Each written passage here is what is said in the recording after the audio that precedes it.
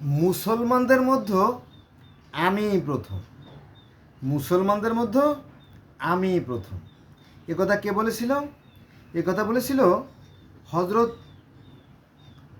Abraham, Ibrahim, Prahlad মহাজন। হ্যাঁ, এটা কোথায় আছে? এটা আছে আপনার 6 নম্বর সূরার 163 নম্বর আয়াত। এখানে বলা হয়েছে যে তার কোনো অংশী নাই, অর্থাৎ সৃষ্টিকর্তার কোনো অংশী নাই বা কোনো শরিক নাই, এবং আমি এ সম্পর্কে আদিষ্ট হয়েছি। আমি এ সম্পর্কে আদিষ্ট হয়েছি এবং মুসলমানদের মধ্যে আমি প্রথম। সূরা ইব্রাহিম সূরা আনামের অর্থাৎ 6 নম্বর সূরার 163 নম্বর আয়াত। মুসলমানদের মধ্যে আমি প্রথম। একথা বলেছিল হজরত ইব্রাহিম আলাইহিসসালাম। পৃথিবীতে সেই সৃষ্টির উষালগ্ন থেকেই মানুষের ধর্ম ছিল এবং মানুষ সৃষ্টিকর্তা বিশ্বাস করত। মনে করেন পৃথিবীর বয়স 460 কোটি বছর। পৃথিবীতে প্রাণীর আবির্ভাব 350 কোটি বছর, মাত্র 350। আর কোথায় 460 কোটি? 460 কোটি, আর এখানে মাত্র 350, বেশি না, কোটি বছর আগে পৃথিবীতে জীবের আবির্ভাব। আর পৃথিবীতে মানুষের আবির্ভাব কেউ কেউ বলে 80 লক্ষ বছর, কেউ কেউ বলে 50 লক্ষ বছর। আর যারা প্রত্নতত্ত্ববিদ, যারা গবেষক, তারা বলতেছে যে আমাদের কাছে প্রমাণ আছে যে প্রায় 25 লক্ষ বছর আগে পৃথিবীতে মানুষ ছিল। এবং তারা কৃষিকাজ জানতো না, তারা যাযাবরের মতো ঘুরে ঘুরে বেড়াতো, বিভিন্ন জায়গায় ঘুরে বেড়াতো। মনে করেন একটা অঞ্চলে ওরা বসবাস করলো এবং আশেপাশে যখন জীবজন্তু ধরে ধরে খাওয়া শুরু করলো, তখন জীবেরা ভয় পেত, ভয় পেয়ে তারা অন্য স্থানে চলে যেত। প্রাণীদের তো ভয় আছে না? তাদের ভয় আছে। তো দেখতো যে না, আগের মতো আর জীবজন্তু অ্যাভেলেবেল পাওয়া যাচ্ছে না, তখন তারা কী করতো? সেই স্থানটা পরিবর্তন করে আবার অন্য জায়গায় চলে যেত। অন্য জায়গায় যাওয়ার আগে তাদের যারা অনুসারী, তারা সেখানে খোঁজখবর নিত যে পাশে পানি আছে কিনা। হ্যাঁ, কারণ পানি খুবই জরুরি। আগেকার দিনে দেখবেন যে পানির আশেপাশে, অর্থাৎ নদী এর আশেপাশে বিভিন্ন সভ্যতা গড়ে উঠছে এরকমটি। তো মানুষ খোঁজ নিত, খোঁজ নেওয়ার পর নতুন নতুন অঞ্চলে চলে যেত। তখন আর এই জমির অত ভাগ ছিল না, যার যেখানে খুশি বাবা চলে যেত। সারা পৃথিবী ছিল উন্মুক্ত। তখনও তারা একজন সৃষ্টিকর্তা বিশ্বাস করত। তারপরে তাদের যে দলপতি ছিল, তাদের যে দলপতি, যে নেতা ছিল, যিনি বয়োজ্যেষ্ঠ, যিনি শক্তিতে বলীয়ান, হ্যাঁ, যিনি ভালো কথা বলতে পারেন, তাদেরকে তারা নেতা মানত। যেমন এখনও সেটা হয়,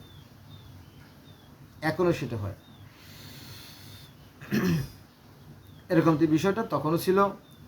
আর তখন মানুষ চিন্তা করতো যে আমরা আসলে কে, আমি কে, আমি কি, আমি কোথা থেকে আসলাম, আমি কেন আসলাম, আমি কিভাবে আসলাম, আমাকে কে পাঠালো, আমাকে কেন পাঠালো, আমাকে কী দৃশ্য পাঠালো, এই সমস্ত চিন্তা করতো। এখান থেকে মানুষ চিন্তা করতো যে মানুষের মধ্যে একটা সত্তা আছে, অমর সত্তা, পরমাত্মা।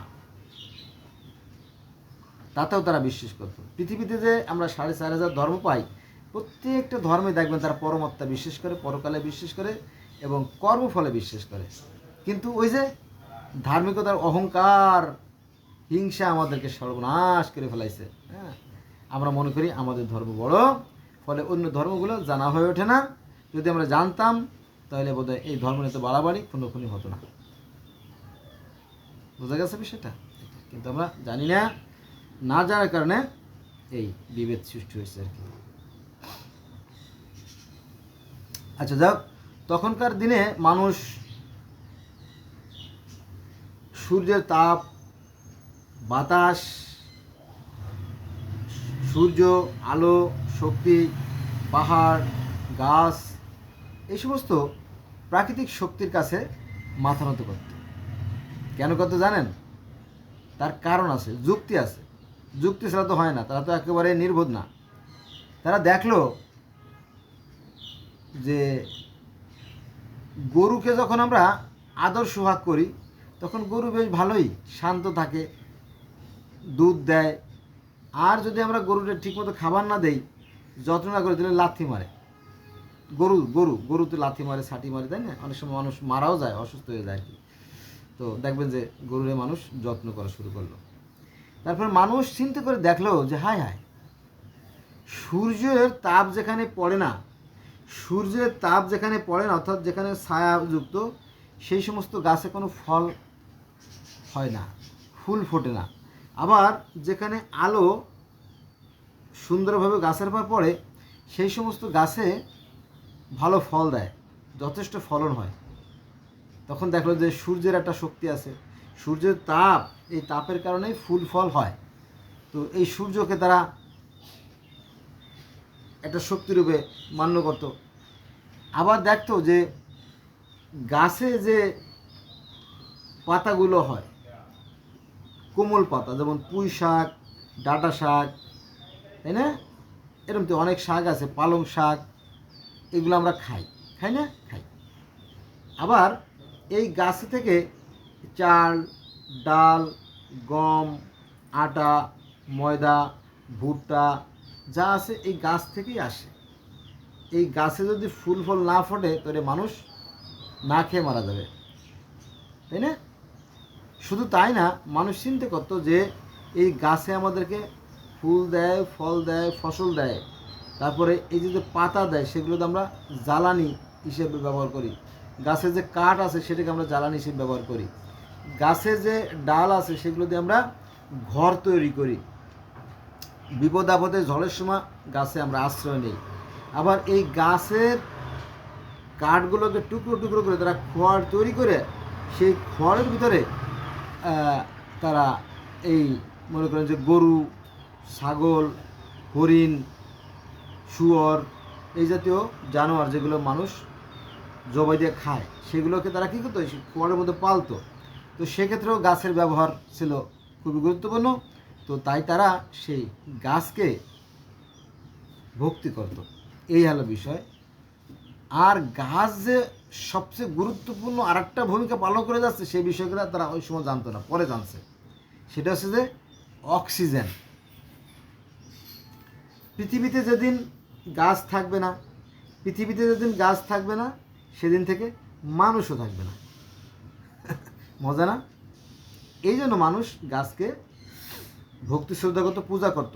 তবে এটা না যে গাছ সৃষ্টিকর্তা, তা না, কিন্তু গাছ সৃষ্টিকর্তা না। গাছ খুব মহামূল্যবান জিনিস, গাছের কারণে মানুষ বেঁচে থাকে, এই কারণে গাছকে মানুষ ভক্তি শ্রদ্ধা করত। এখন গাছের উপরে যখন সূর্যের তাপ পড়ে, তখন সালোক সংশ্লেষণ প্রক্রিয়ায় গাছ খাদ্য উৎপাদন করে, ফলে নিজে ফুল ফল হয়, নিজে বড় হয়ে ওঠে, বেড়ে ওঠে, আবার মানুষকেও বাঁচতে সাহায্য করে এবং অক্সিজেন ছাড়ে।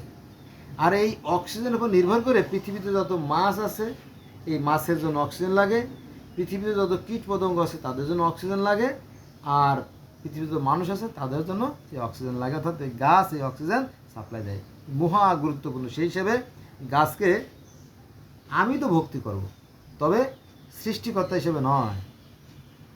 তিনি উপকারী, গাছ পরম উপকারী হিসেবে আমি তাকে ভক্তি করব।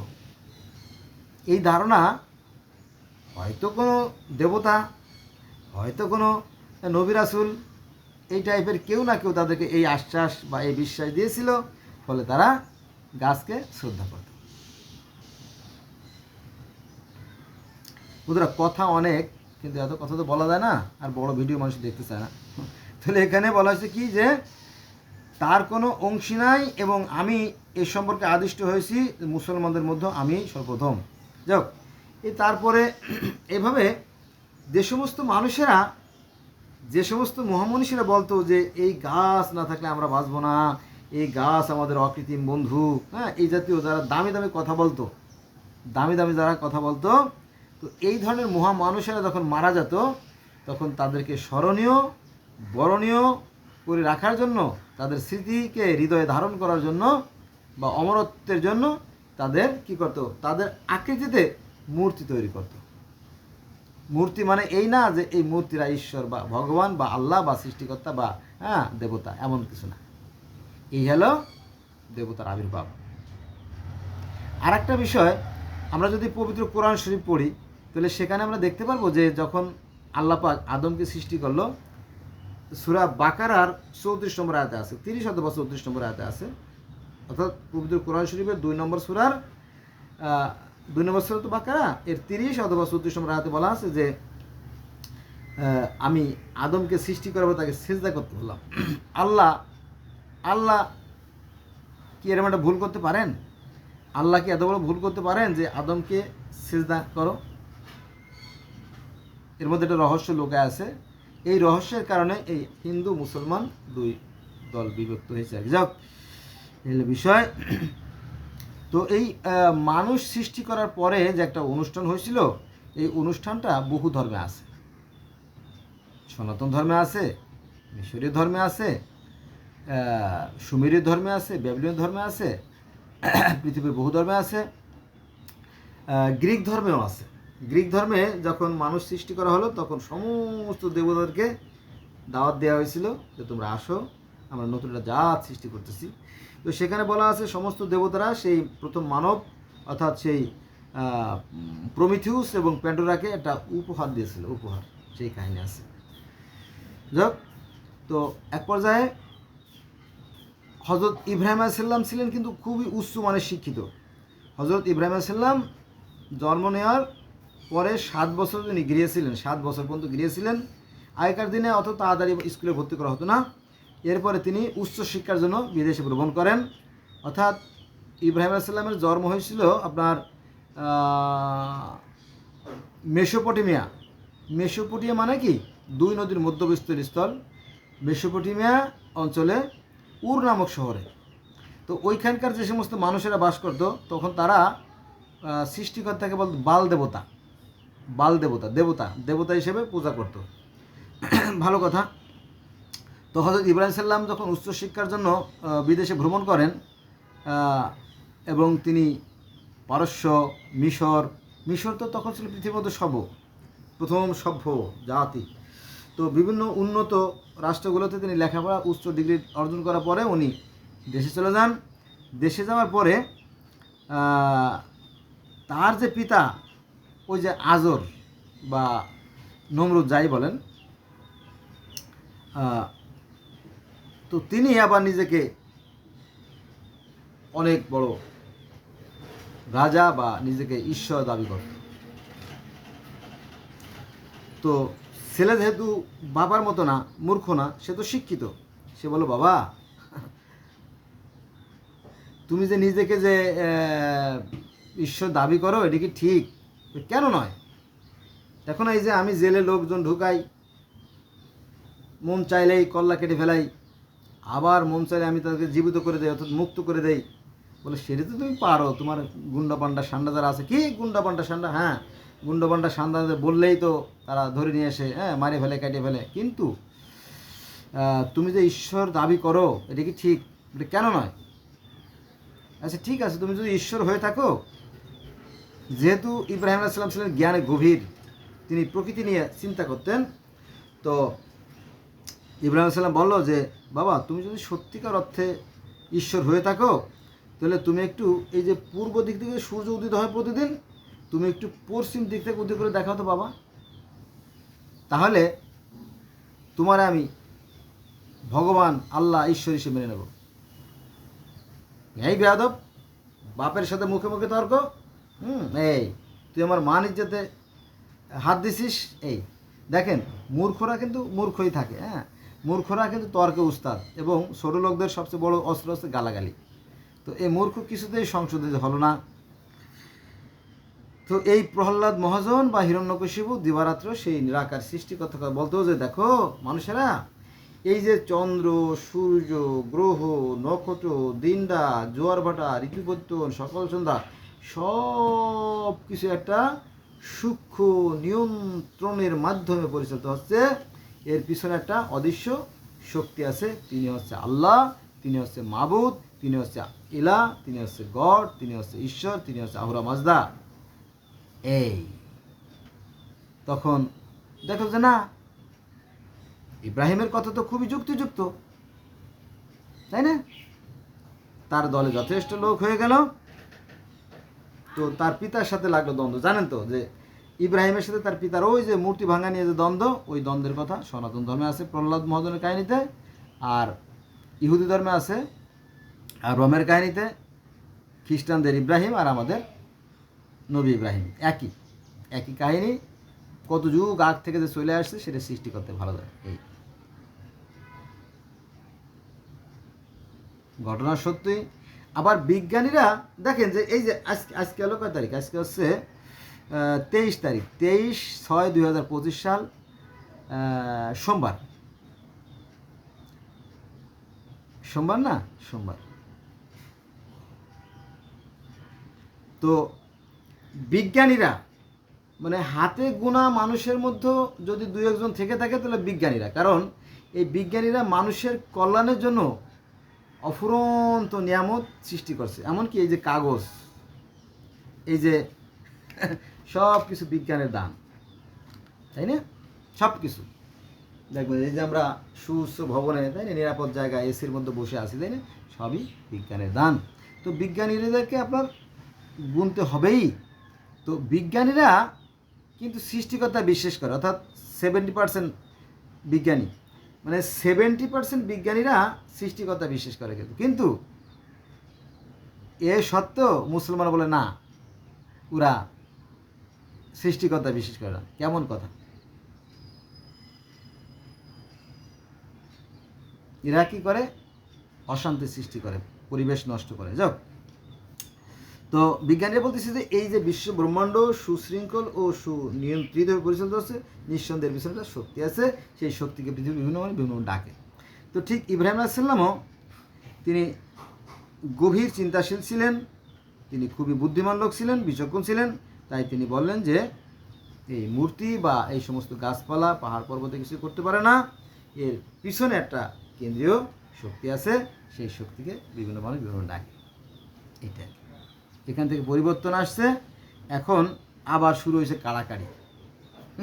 মুসলমানরা মনে করে যে শুধুমাত্র এই লেবানন, ফিলিস্তিন, ইসরায়েল, জর্দান, আরব এই অঞ্চলে শুধুমাত্র নবী আসছে লাখ লাখ, আর পৃথিবীতে আর কোনো নবী আসে নাই। তাই যদি হয় তাহলে আল্লাহই অবিচার করছে। এটা একটা খুব অন্যায় কথাবার্তা বলে মুসলমানরা, কিন্তু না, সৃষ্টিকর্তা যিনি, তিনি অন্যায় করতে পারেন না। তিনি গোটা বিশ্ববাসীর জন্য সমানভাবে তার নিয়ামত বিধান বর্ষণ করেন।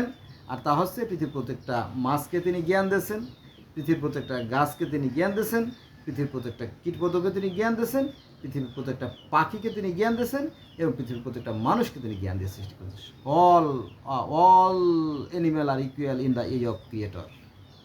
সমস্ত প্রাণীকুল সৃষ্টিকর্তার দৃষ্টিতে সমান। এটা আমরা দেখি, দেখার পরেও মুসলমানরা সেটা মানতে রাজি না।